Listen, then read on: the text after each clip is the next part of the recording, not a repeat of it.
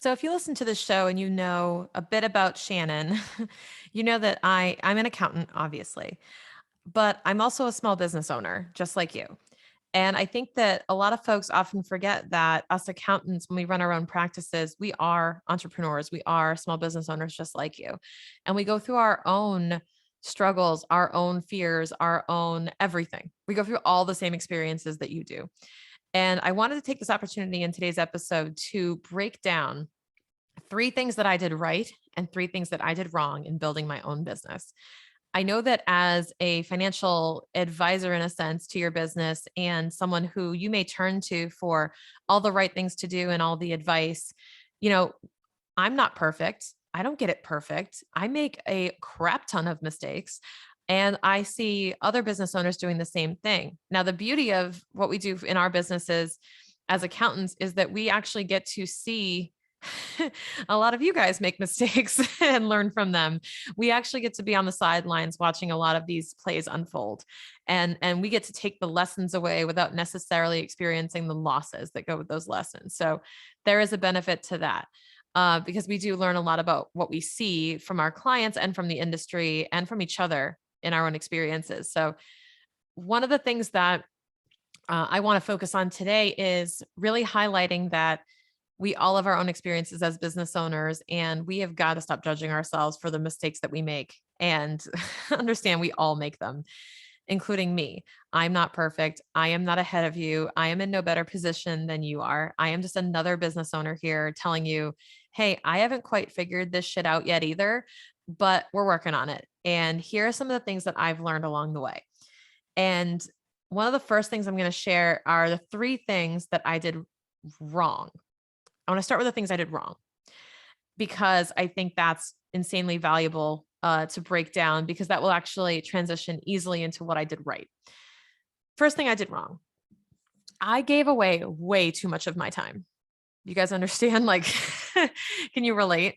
Because I gave away way too much of my time. I said yes to everything, everything. Now, there's a balance to this. I don't quite I don't quite agree that we should say no to everything as a new business owner. I think we should say yes to a lot of things. But when you say yes to too many things, you compromise so much. And when you're not thinking intentionally or strategically or adding structure around what you say yes to, then it's just a free for all and people could just use you as a doormat. So you don't want to give away too much of your time. Here's an example of how I did that. I had a website up that had a book call with me now link on there, right? So anyone who's interested in my services, my plethora of services, one of the ways they could get in touch with me was to click this button, book a consult. Everyone who ever wanted to come to my website and click that button got a 30-minute consult. And looking back, I'm cringing at that decision. I really wanted to build the business and I didn't want to turn anyone away. And I realized pretty soon thereafter, through some encouragement from my husband and others, that I was on the phone with way too many people who were not good clients for financial solutions. But it took me sitting down for a half hour with them to get to that conclusion. So what we did was we built a process where folks have to fill out a form. And if I determine that they're a good lead for us, a good client, they might be a good match, then and only then will they get a booking link to schedule a call. So there's a 1 to 2 step process to schedule calls and to review if you're going to be a good client for us before we hop on the phone call. And they had to schedule that well in advance. They can't have a less than 24-hour time span between when they submit and when they have their call, because we want to have some time to review materials. We want to make sure we're vetting them and going through the right due diligence. So that was a really big step, was to transition away from the consults for everyone mentality. And I would encourage you to add some type of lead qualification process into your funnels, into your intake, because that's going to make a huge difference in how you're spending your time with a bit more intention and really regulating the energy that you're spending on leads. So number one was giving away way too much time.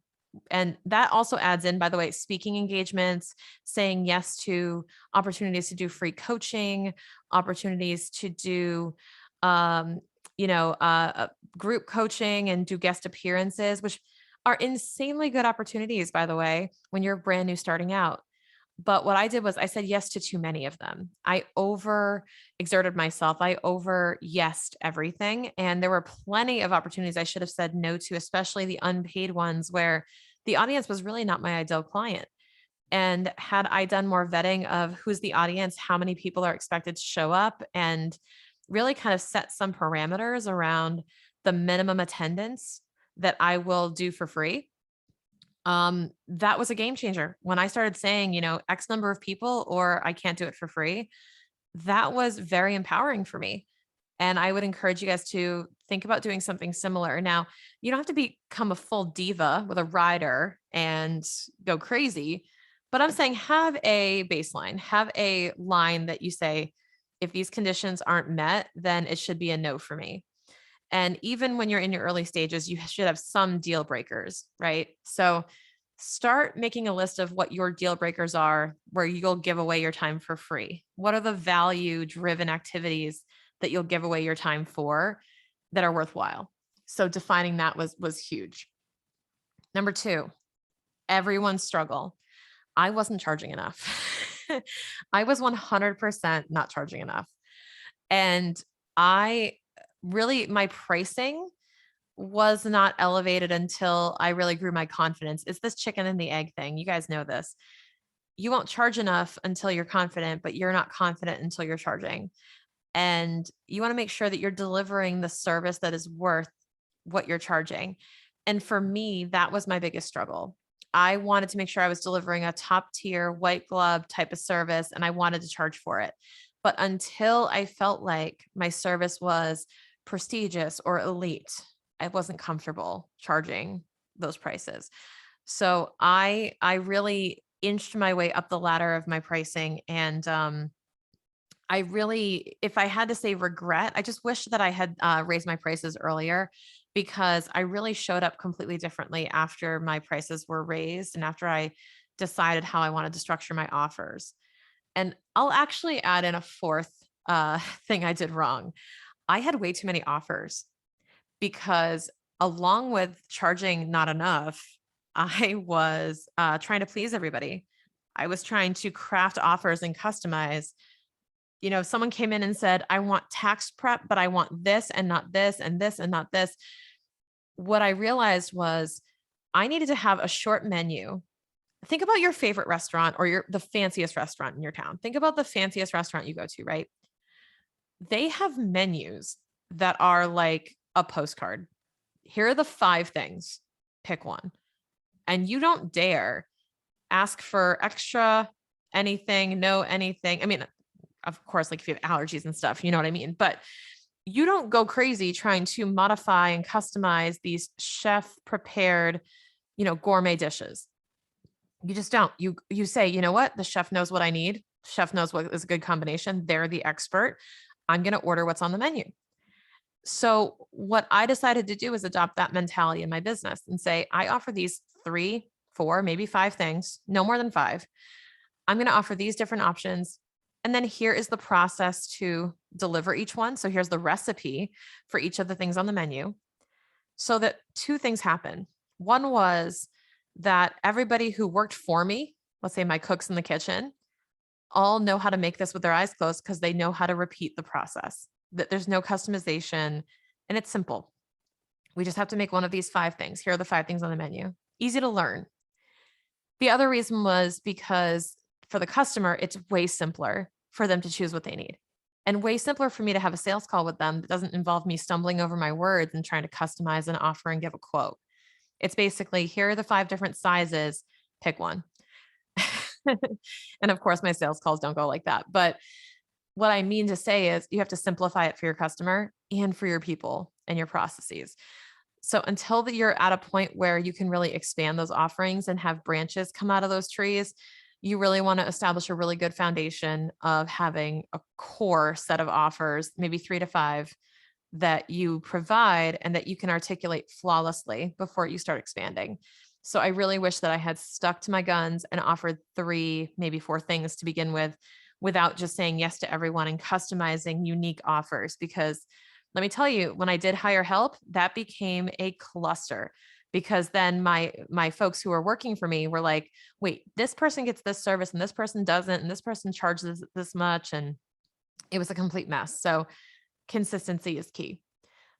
So let me go to my third big bullet point on things I did wrong.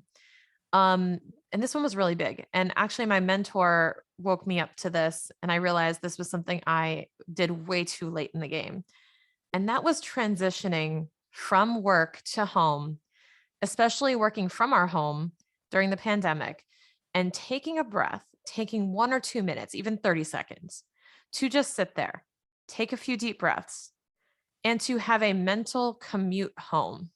Because what I had never realized was happening when I had my corporate job, and those of you who have 9 to 5s can probably relate to this. When you have that 10, 15 minute or even hour drive home after a long day at work, there is so much stuff that you end up not taking home to your spouse, or that you have time to process, or that you really have time to decompress over in the car. Whether you're listening to a podcast, you're listening to music, you're just winding down from the day, you have transition time to actually go from work to home and leave that stuff at the office, honestly. And when you're working, 50 feet from where you eat and where you see your spouse, that is really hard. So, one piece of advice that I was given from my mentor is to have a transition where as soon as you cross that threshold of the office, you're on your commute home. You need to commute home every time that you leave the office and go talk to your husband. And that was a game changer in a awakening, honestly, as to why I was so stressed out, because the work never never stayed at the office. The work always came with me in my brain, and I was still on my phone. I was still dealing with client issues. I was still dealing with all this stuff while I was cooking dinner, while I was talking to Jason. And it just got to a point where it was all so muddled up in my head that I wasn't present for anybody anymore. I was trying to do too many things. So, to cultivate that presence at home, give yourself a fake commute. I actually heard, I think it was Sarah Blakely, but I can't remember. I heard about one entrepreneur who no longer had a commute. So she got in her car and drove around for 20 minutes listening to podcasts or radio shows or tapes, um, just to mimic the idea of, the transition going to the office or coming from the office. And I actually think that's a brilliant idea now. I would do that in a heartbeat. Take Huck to the park or do something just to, end the day. So I highly recommend creating some type of transitional habit that will allow you to be present at home. All right. So let's talk about a few things that I think I did right in my business, or that I'm grateful that I did in my business. Um, Number one, found coaches and communities that were very, very supportive. So when you become an entrepreneur or a small business owner, especially if you're like me and had to do it somewhat in secret from a corporate job, or you couldn't really, declare from the mountaintops that you had a business, you had to kind of build this quietly. If you're in that boat, it is insanely lonely, especially if you're in that boat. Um, when you can't really talk about it, and it's lonely anyway when you're not surrounded by other business owners who are like you.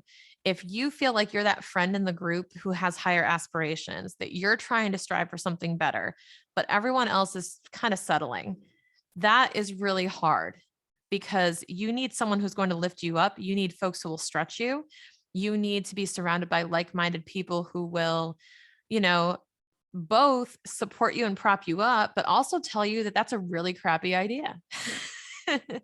But folks that you respect, right? You want to be surrounded by people that you respect and admire. You want to be the dumbest person in the room and be absorbing knowledge like a sponge.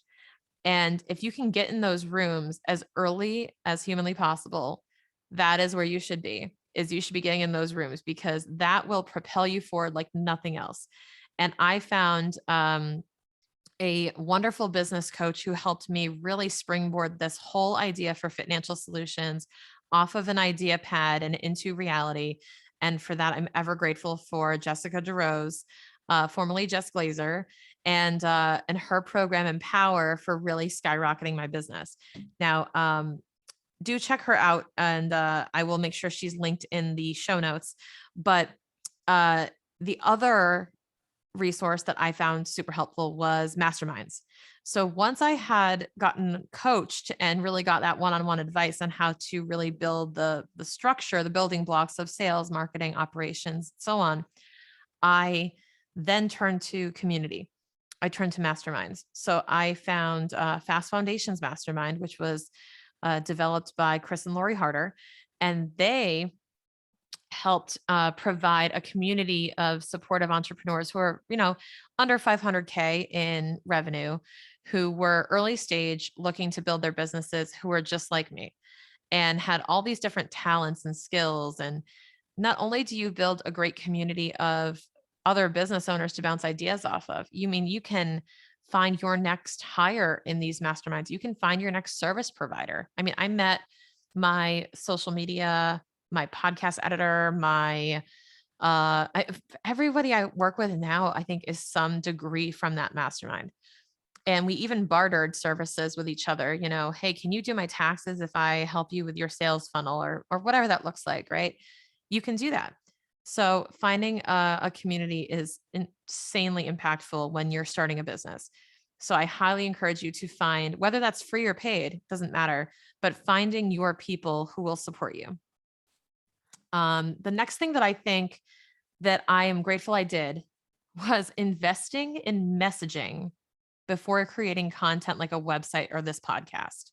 So one of the things I'm eternally grateful for, and this is a byproduct of the mastermind, by the way, and the advice we're given, was to focus on copywriting, honing in on your message, and having a framework around your messaging before you ever put ink to paper, pick your brand colors, pick your fonts, or do anything that is brand specific like a website.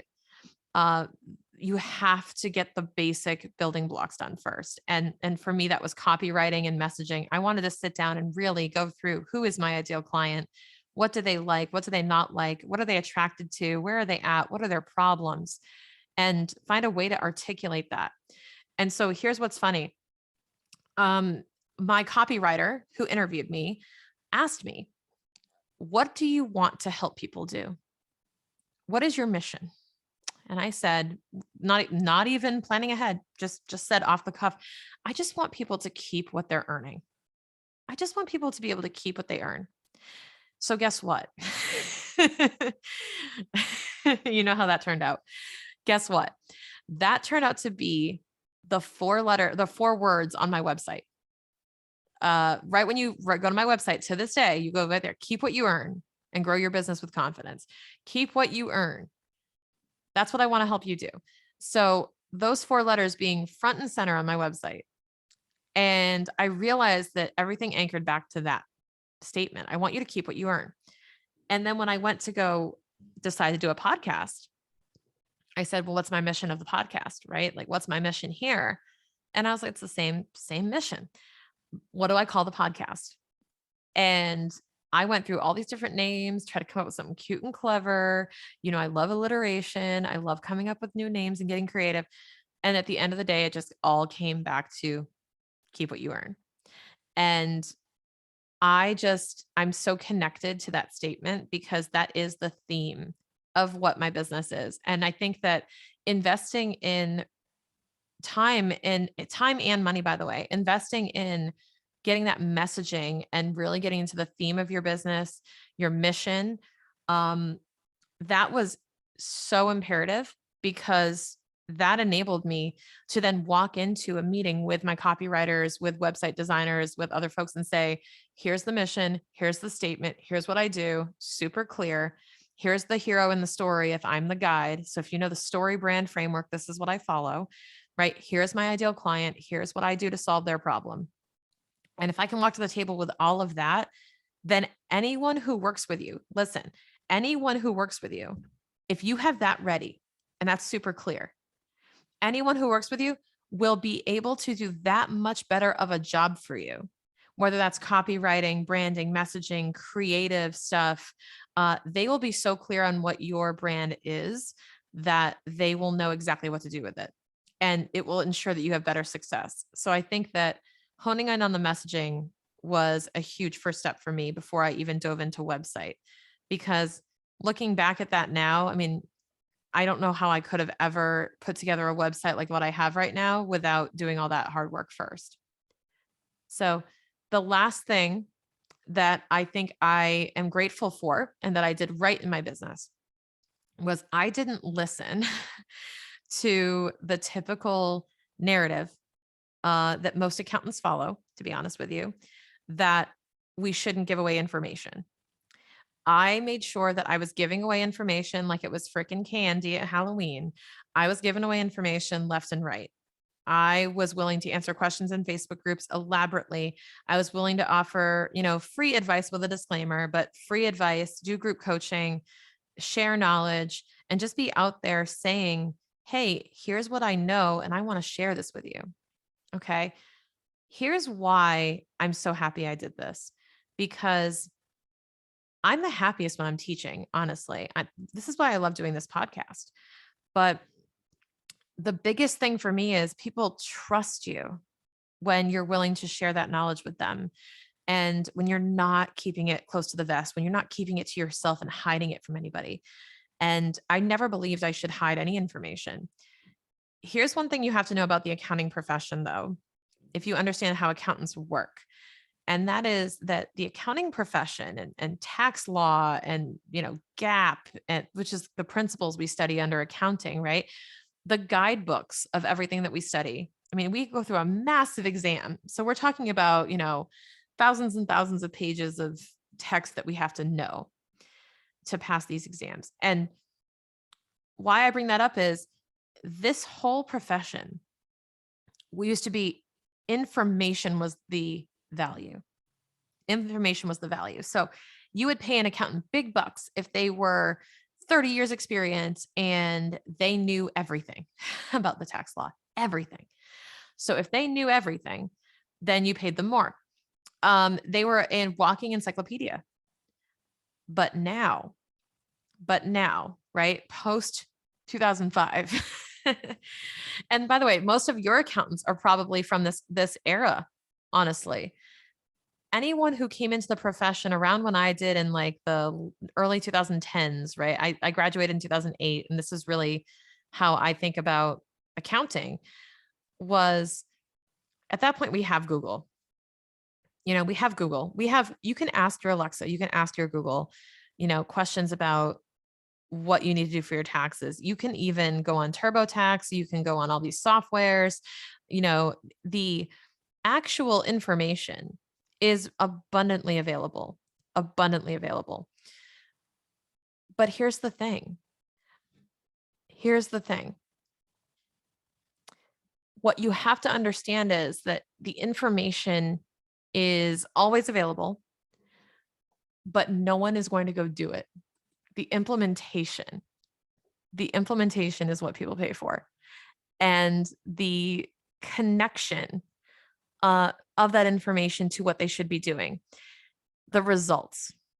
Okay. And how do people implement? They need communication. So I decided to instead of investing in information, which I do all the time, I go to continuing education classes, I fulfill all my requirements, and I'm constantly absorbing information. But my value to you as an accountant is my ability to explain this to you and my ability to sit down with you, walk through the concepts and say, this is how you go implement, and this is the result that you can expect from that, period. Because as a client, that's all you want. Tell me what to do. Tell me what it's going to do for me. And maybe tell me the risks involved, right? Or give me the choices of what I could do here and what that means. And what most accountants do is they just give you a ton of information because that's what they've been trained to do, because they think that's the value. And I think there's a common discrepancy between the perception of this value. So my biggest thing is I'm giving away information. Why? Because you can get the information from anywhere. And if I can spread good information and not some of these tax code sheets that you're seeing, on TikTok and on social media. If you are listening to genuinely good advice, and I can put some good advice out there into the universe, then I know that I'm doing my job. And I would give that away for free in a heartbeat every single day. And I do. But the most key thing is implementing all of that comes at a cost because it's just like health and fitness, right? Workouts, I could give you a million exercises. If I was a trainer, I would hand out exercise ideas like they were candy too. I would not keep it to myself that dead bugs are good for your core. Like we all know this. Well, maybe not all of us, but you can Google that, right? So we know this. But are you doing them every day? No. Why? Because most of us hire trainers to go implement this stuff because we want accountability and we want somebody to cater the advice to us and tell us what to do specifically. We're not taking general advice. We're going, I want my trainer to tell me this is good for me. That's what we do for you. So, the reason why I consider this one of the things I did right in my business is that I didn't waver to the pressure to withhold information, which is something our profession typically does. So, again, 3 things I did wrong were giving away way too much of my time, not charging enough in my prices, and having too many offers, and then not transitioning to my home environment effectively. 3 things that I think I'm grateful for that I did were coaches and communities, investing in my messaging before creating content, and then giving away all my information. I'm so grateful I did all of those things. Now, I would love to hear from you. What are 1 or 2 things that you did right and that you did wrong when you started building your business? Are any of them the same as mine? I'd love to know. If you can, tag me on social media, tag me on Instagram at Shannon K. Weinstein. Share this episode to your stories and let me know your biggest do's and don'ts when it comes to building your business. I would love to continue this conversation. And don't forget to hop into our community and tell us more about your advice for other entrepreneurs so that you can share that with them and spread the wealth of knowledge. All right. I'll see you next time.